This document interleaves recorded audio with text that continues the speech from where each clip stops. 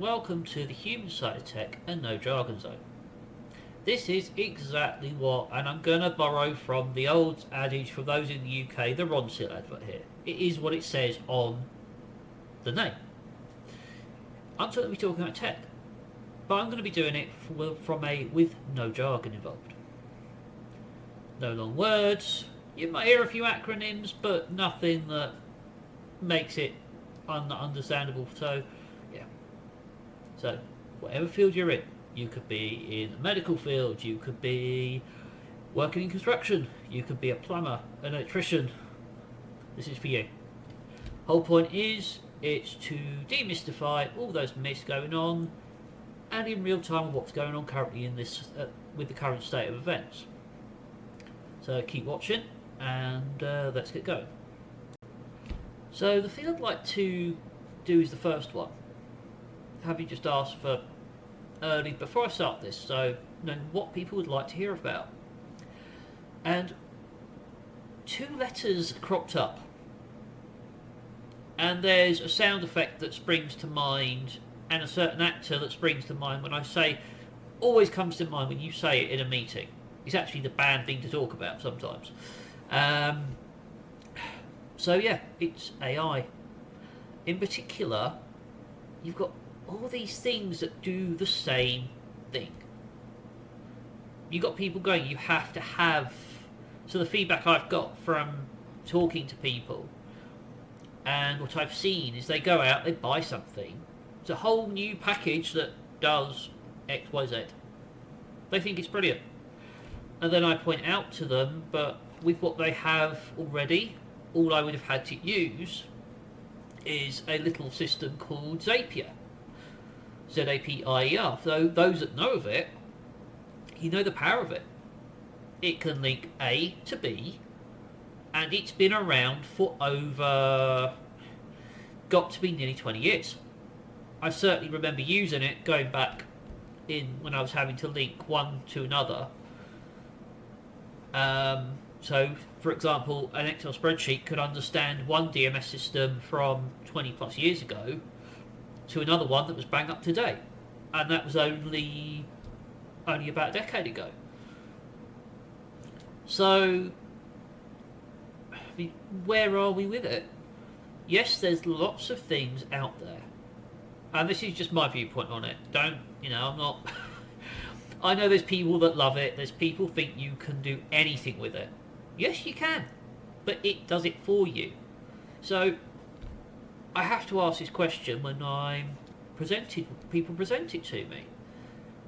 Is this something that's going to make people lazy? And this is when I'm talking to the person providing the thing. I don't mean the customer, I mean the actual client, the actual person providing it.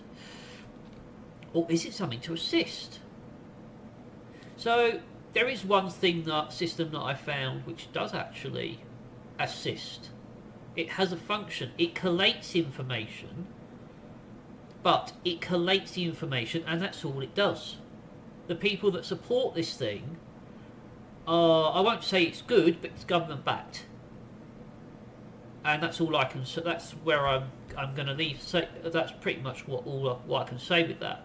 But it's government backed. It's been tested in a government environment. It doesn't take the person out of the equation. It still needs people to use it. But you tell it to do something, it does a role. It doesn't replace anyone. And I know it's kind of dodgy territory talking about, are people jobs going to get replaced by AI? And in reality, yeah, there's some companies that are going to go down that route. Why? They think it's cheaper. But is it, and I'm going to say it, is it a hidden cost? Is there a hidden cost behind, you got something that does it, you haven't got a person there that does it instead, and then that thing breaks? Well, they've got two choices. They've either got to recruit someone who knows how to do what the role that thing did. And I use the example of social media. There are people that's... and I'm not talking about using the forward scheduling on LinkedIn or any of the other social platforms here. I'm talking about when they say, right, I've got a miracle AI tool which can do everything. It can organise X, Y, and Z and do it all for you. which is brilliant until the rules change, and then you find you're caught between rock and a hard place. There are countries where the rules and regulations are different. There are standards, and then you've got, oh look, you get a change of ownership. What happens then? You've got a new managing director, a different vision, which can happen even, I mean, the projects I've been on. New guy takes over the project, and we have to adapt to the way the new PM literally wants us to do things. Or the client might have a new direction. They might have new targets. Certainly, I spent 3 years based at Heathrow Airport, and it's not exactly known for being the most politically out of the news thing for being target for people. So they set new environmental targets, which changed everything in terms of what we had to do. So it's that human element that will never go away.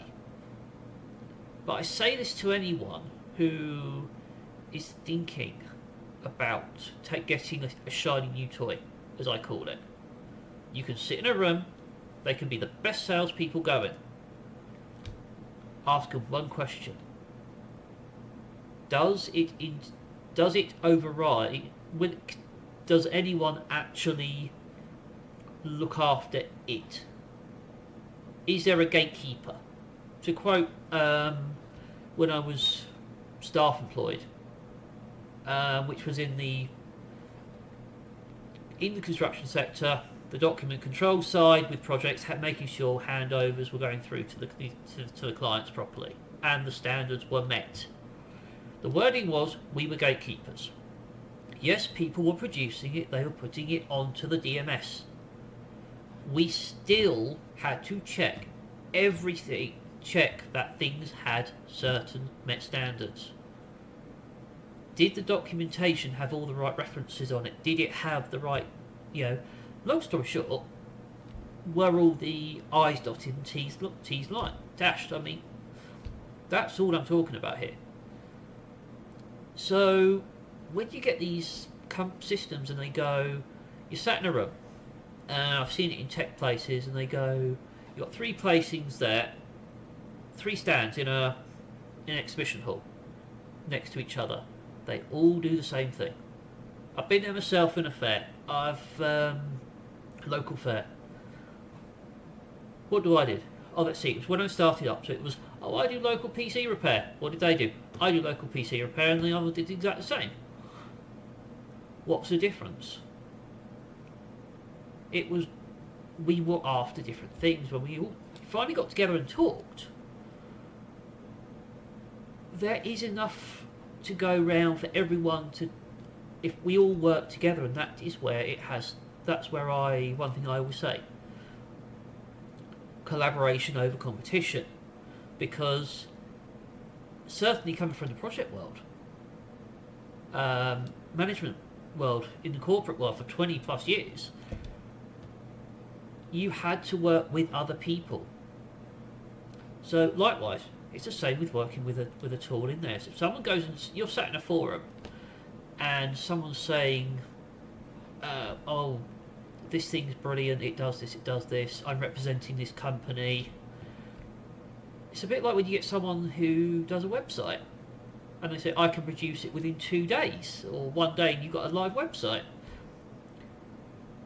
I see those and I have to question, there's only 2 ways they do that, and then they're boasting they're getting a lot of business. And I know people that have been caught in this trap. They used to do that. But then I asked a question to them. I said, what was the end result? And they openly admit they were using a general AI-based system. They put a brief logo in, brief thing, create this, da da da da. They weren't doing any of the work. So the problem is, if someone like myself sees something like that, because I've worked from before the AIs, before they was in place, I was having to hard code things from scratch 20 plus years ago. And we're talking DMS integration, I can make one thing talk to another, website coding. I can read that. But you talk to some people that say we can do that, take the AI element out or the nice drag and drop element from there, and they call them, and they refer to them as professional website developers. They don't have the skills to cope with it if they're not there. So if you take something on, and this is where I say this, it goes back to the whole theme of AI, it is a tool. However, it's only as good as the person who's setting it up and using it, because in the event something goes wrong, who would you rather have in your corner? Someone who has actual experience and can work without it, or do you want someone who is reliant on it?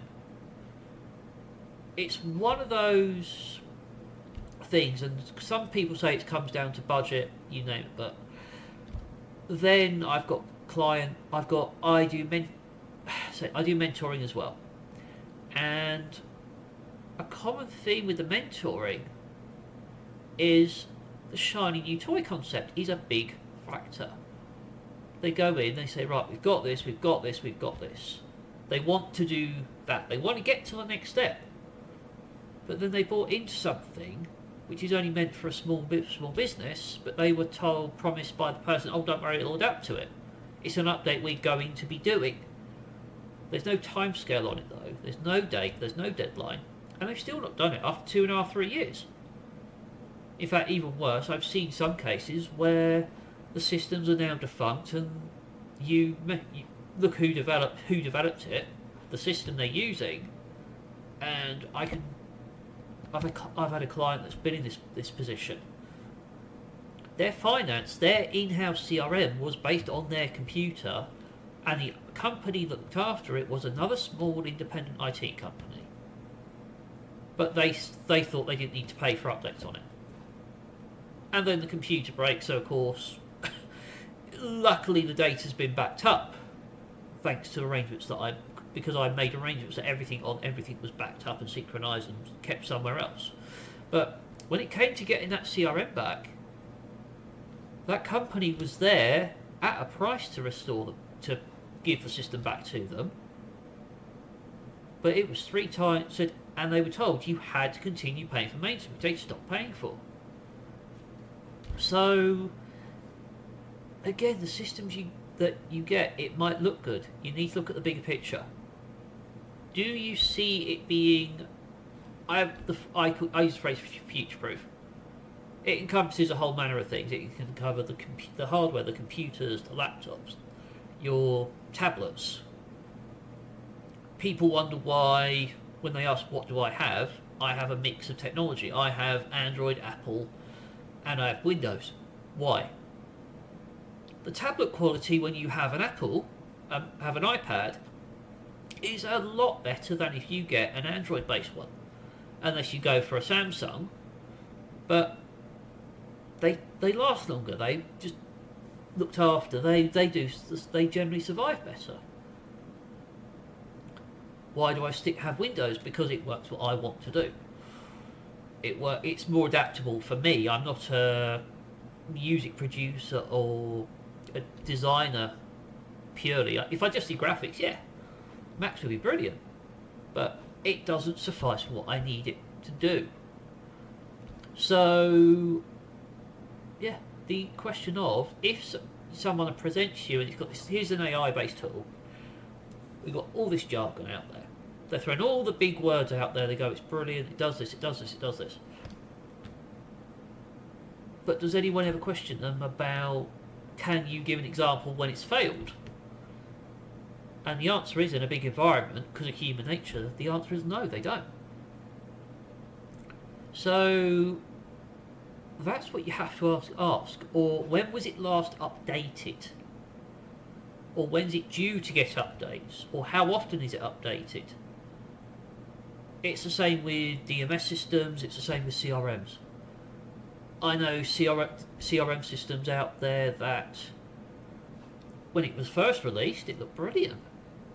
But on a closer inspection, and I asked the awkward question to the person that actually, one of the tech people in this office, and I asked the honest question. I said, what is the maximum capacity on what it can handle? And as soon as you got past the point, it became a pricing thing, because if you wanted the higher level stuff, if you got to a point, the price went from being actually quite affordable to it skyrocketed, because they weren't set up. It just wasn't at that point. It wasn't. It didn't link. It didn't cross-link with anything.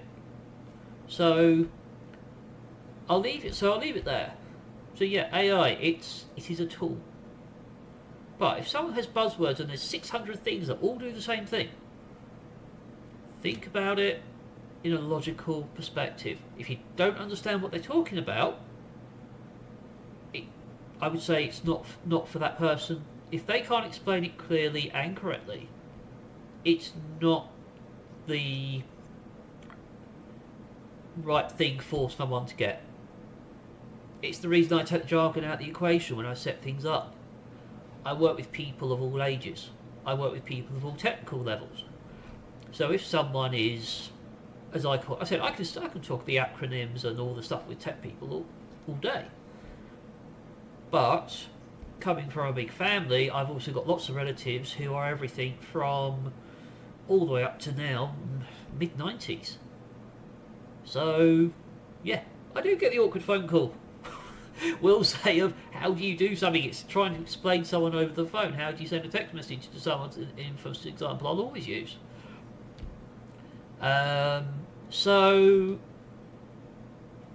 yeah, AI. It's a tool, but if someone is sat in a room and they're trying to sell you something with all the big words, you don't understand it.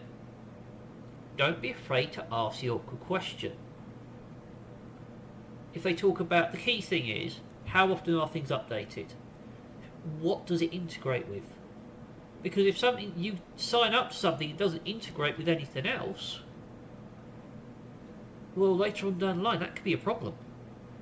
That could be a whole big investment you've got to do all over again. And it's not just that, it's the investing in, oh look, if you want to still, as a lot of big companies, major multinationals do have, why have they got 5 systems they use? Why? One is a really old one. They do a cut-off point, and then they put all the new stuff from a point on the new one. That's why I was employed to direct for the purpose of creating something that meant A could talk to B and make sure they're in sync. Again, it created something they had to invest in because they needed someone who had the skill set who understands the older technologies. Now, so yeah, that is simply that. If there's 6 or 7 options, I said the best thing to do is listen, ask a question. If you get a straight answer, fine. But if they can't answer it, it's a bit like I would say, it's going in a shop, asking a question when you're looking at buying something, and if you get the right answer, then you get the right answer, you buy it. But if you don't get the right answer, get an answer you understand, and they start getting really pushy, as in from a sales perspective, the person who's trying to push, this is really good, there's always 2 sides to a coin. Nothing is ever going to be perfect. There isn't a one-fits-all. And that is something that you'll never see in a big presentation.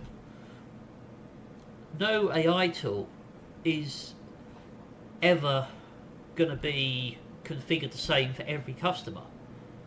Certainly with the DMS systems I've configured in the past, and one of them same one I've configured for 15 different companies. And of all the 15 different companies they were totally set different in how they were configured. Same base tool, same base set of options and securities and things, totally different configuration. So that's, yeah, pretty much that is how I see AI tools. they're a thing to help, but they've got to be fit for purpose. And if they're not fit for purpose, are they just another hidden cost waiting to bite someone or bite yourself when you invest in it, and then the company says, "Oh yeah, we've stopped that, we've changed that," but then, "Oh yeah, you've got to, there's something extra you now have to do." And so it's just one of those things. So yeah, anyway, I'll leave it there. That has been the human side of tech, a No Jargon Zone. Now, one thing I'm looking for is if anyone out there, you can be in a tech forum, you can understand tech, or you can't. This is the whole point of this. Is I'm looking for someone to come and, we say, co-host, we have a conversation, and it's about something, so they can understand it, we can have the conversation. Hey, there might be 2 or 3, depends on how much interest there is. So yeah, I'll make sure there's a link for that in the comments, and if anyone's interested, by all means, with the topic, what you think of it, and yeah, as I said, you don't have to be into tech to understand it. You could be a hypnotherapist, a medical person, work in the medical field. You could be anyone at all. You could be someone. You could be a carpenter. Yeah, there's skills that work across 2 ways. So yeah, you want to be a co-host? There's the option there, and I look forward to hearing from you. Take care. Thank you very much. Bye. Make IT work for you and not you for IT.